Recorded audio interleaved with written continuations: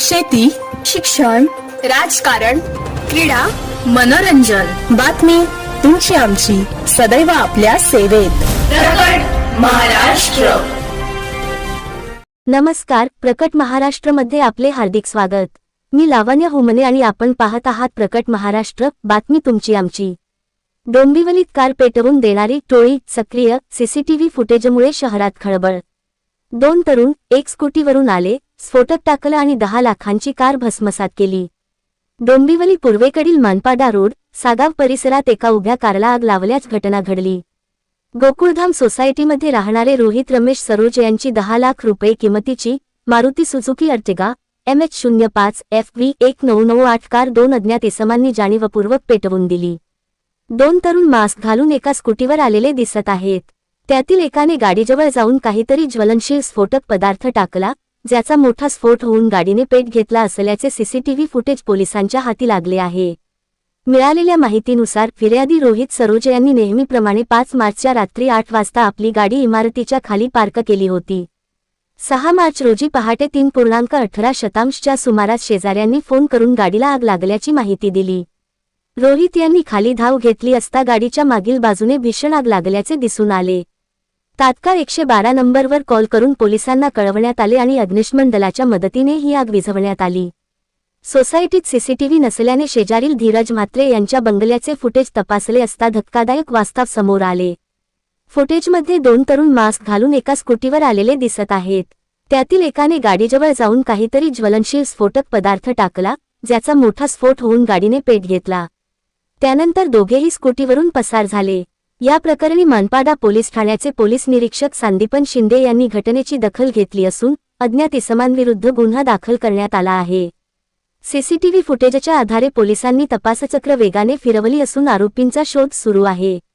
या कृत्यामागे वैयक्तिक वैमनस्य आहे की अन्य काही कारण, याचा तपास आता पोलीस करत आहेत. आमचे प्रतिनिधी शंकर जाधव, डोंबिवली. नाही, काम कर, मी बोलताना मासा जा पाहिजे तर. नाही पूर्ण बोलून घेतो. नमस्कार, माझं नाव रोहित सरोज आहे. ही माझी गाडी आहे, Ertiga VXI CNG silver colour. माझ्या गाडीचा नंबर MH05 FV 1998. 6 मार्च 2026ला पहाटे 2:55 2 अनोळखी व्यक्ती आले, स्कूटी घेऊन आले आणि ते लोक आले, माझ्या गाडीच्या समोर स्कूटी लावली आणि स्कूटी लावून काहीतरी त्यांच्याकडे स्फोटक पदार्थ होता.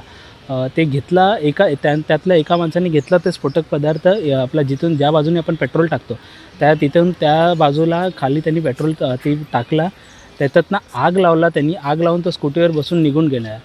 कोणी केलं आहे, काय केलं आहे ते आयडिया नाही. अनोळखी व्यक्ती होते ते.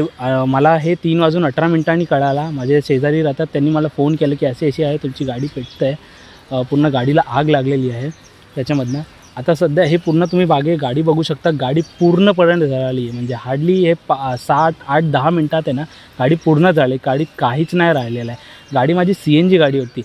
नशिबाने की हे स्फोट नाही झाला आहे, काही नाही झालं आहे, तर त्याच्यामध्ये थोडक्यातच निघून गेलेलं आहे. तर पण आपण ही जर स्फोट झाला असता गाडी, मग आजूबाजूला परिसरामध्ये राहतात लोक, गाड्या पण उभ्या होत्या, लोकांनी गाड्या वगैरे काढल्या आहेत.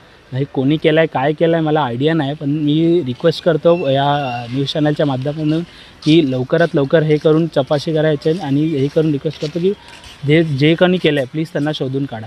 Thank you so much. ही जी घटना आहे ती सागाव मानपाडा रोड, डोंबिवली ईस्ट. बिल्डिंगचा मागे जी बिल्डिंग आहे ती गोकुळधाम सोसायटी आहे. त्याच बिल्डिंगमध्ये मी राहतो, बेविंगमध्ये. Gokuldham society, Sagaon, Manpada road, Dombivli east. आपल्या इथे पिंपलेश्वर कॉलनीच्या मागे. Thank you so much.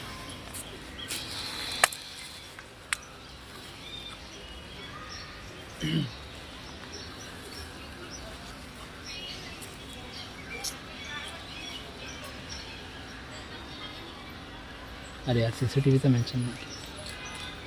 CCTVमधनं ही घटना घडली आहे.